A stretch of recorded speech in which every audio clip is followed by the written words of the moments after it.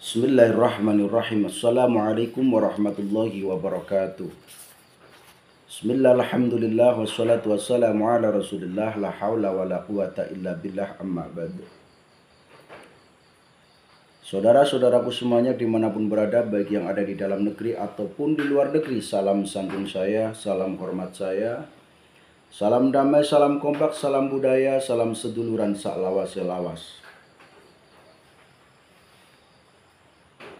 Doa saya untuk kalian semuanya, mudah-mudahan kalian semuanya senantiasa diberi kesehatan oleh Allah, dirahmati Allah, diberi umur panjang, umur yang berkah, umur yang bermanfaat. Amin ya rabbal alamin. Saudaraku semuanya, kehadiran atau kemunculan Sang Kinasih Satrio Piningit, yang mana pada era ini sangatlah banyak yang mengaku sebagai Sang Kinasih Satrio Piningit, namun tidak sesuai dengan apa yang sudah terserat, apa yang sudah ditulis di dalam serat kuno, di dalam naskah, di dalam kitab Jangka Jayabaya ataupun serat Musyarar. Banyak orang mengaku sebagai Sang Kinasih Satrio Piningit hanya karena ingin menguasai harta amanah atau dana amanah. Ada orang yang mengaku sebagai Sang Kinasih Satrio Piningit namun bertujuan yang tidak mulia, yaitu agar mudah mencari uang dari pengikut-pengikutnya, yang mana sudah banyak sekali orang yang mengaku sebagai Satrio Piningit kemudian memeras, meminta uang dari pengikutnya dan melarang pengikutnya untuk beribadah karena takut nanti ketahuan. Andai kata orang itu takwa, orang itu suka beribadah, sehingga pikirannya lebih terang, akhirnya Satrio Piningit palsu itu ketahuan, maka dilaranglah beribadah oleh Satrio Piningit palsu itu. Justru ini bentuk kezaliman yang nyata, bentuk kemungkaran yang nyata, bukan bentuk perjuangan. Padahal Sang Kinasih Satrio Piningit hadir, Sang Kinasih Satrio Piningit dimunculkan nanti justru untuk merubah tatanan yang rusak, justru untuk menata ulang dan membimbing orang-orang yang budi pekertinya sudah hancur, sudah hilang, maka dibimbing kembali oleh Sang Kinasih Satrio Piningit. Jadi kemunculan Sang Kinasih Satrio Piningit itu bukan bertujuan untuk mencari atau mengambil harta amanah, karena harta amanah tanpa harus diminta, tanpa harus diambil, nanti akan dibagi secara langsung, secara otomatis. Makanya ada kata-kata yang bisa membuka atau kunci, katakanlah misalnya bank ataupun brankas, yang bisa membuka hanyalah Sang Kinasih Satrio Piningit. Kenapa seperti itu? Ini adalah sebuah siloka yang menggambarkan bahwa Sang Kinasih Satrio Piningit yang akan memperjuangkan, yang akan membimbing orang-orang yang budi pekertinya sudah rusak, sehingga ketika orang-orang tersebut banyak yang sadar, maka harta amanah itu akan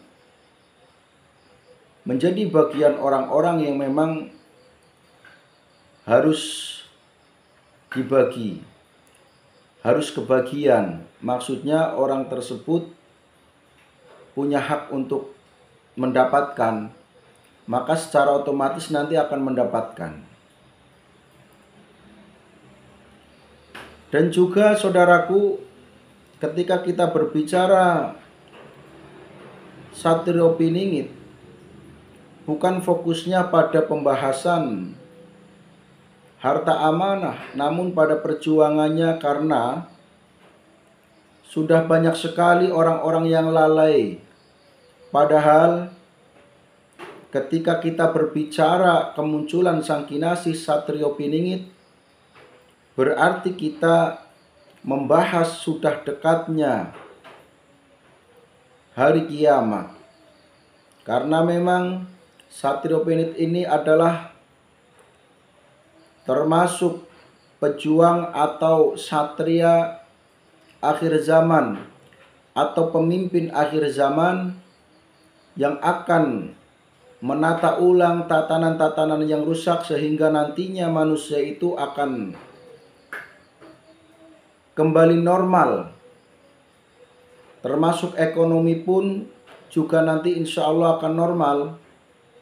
Namun hal itu tidak lama. Jadi nanti akan ada kehancuran lagi yang lebih dahsyat, sehingga sampailah hari kiamat, saudaraku. Maka ketika kita berbicara kemunculan Sang Kinasih Satrio Piningit, yang harus kita persiapkan adalah kita lebih berhati-hati, mawas diri, perbanyak kesabarannya, perkuat kesabarannya, pertebal iman dan takwanya untuk menghadapi zaman-zaman yang lebih ngeri daripada zaman kala bendu yang masih tingkat dasar. Karena nanti zaman kala bendu akan ada puncaknya. Jadi di puncaknya nanti akan lebih dahsyat, akan lebih banyak kerusakan-kerusakan moral, kerusakan-kerusakan akhlak atau budi pekerti. Maka dari itu saudaraku, saya mengajak kepada kalian semuanya, apalagi bagi saudara-saudaraku yang diperjalankan oleh Allah Subhanahu wa taala, untuk berdakwah, untuk mengajak saudara-saudara kita yang hidupnya sudah tidak di jalan yang lurus, yang hidupnya banyak kemaksiatan, kezoliman. Banyak saudara-saudara yang berbuat zolim tapi tidak sadar bahwa dirinya sedang berbuat zolim. Maka saudaraku, bagi para saudara-saudara yang diperjalankan oleh Allah, jiwanya yang terpanggil, ajaklah saudara-saudara dengan santun, dengan baik, agar mereka sadar dan kembali ke jalan Allah Subhanahu wa taala. Sekali lagi, Satrio Piningit hadir, Satrio Piningit muncul bukan untuk berebutan harta amanah, bukan untuk saling merebut kekayaan, namun justru kehadiran Sang Kinasih Satrio Piningit untuk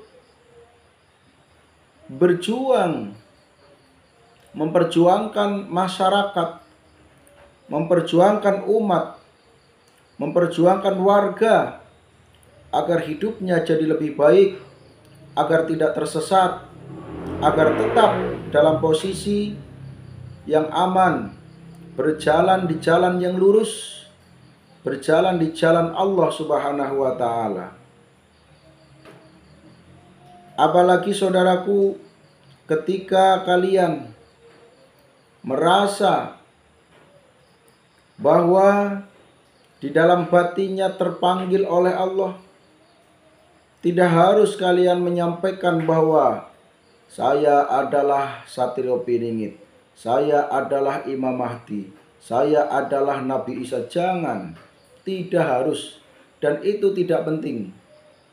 Karena yang akan mengatakan, yang akan mengetahui siapa kamu, siapa kalian adalah orang-orang yang suci, orang-orang yang juga diperjalankan oleh Allah, orang-orang yang hatinya bersih dari kotoran, hatinya bersih dari penyakit-penyakit hati, termasuk salah satunya iri, dengki, kemudian termasuk sombong atau riya. Bahkan yang marak sekarang saudaraku, bukan untuk berjuang, namun untuk berbangga-bangga. Ketika merasa menjadi Satrio Piningit, kemudian bangga, kemudian mencaci maki orang, itulah Satrio Piningit yang palsu. Mencaci maki orang lain, sombong. Apa itu sombong? Sombong adalah batorul haqqi wa ghamtun nas. Tidak mau menerima kebenaran dan meremehkan orang lain, itu adalah sombong. Justru orang-orang yang seperti itu yang nantinya akan dibersihkan oleh Sang Kinasih Satrio Piningit, bukan malah Satrio Piningit berbuat takabur, itu bukan. Kalau ada orang yang mengaku sebagai Satrio Piningit tapi takabur, maka itu Satrio Piningit palsu, saudara-saudaraku.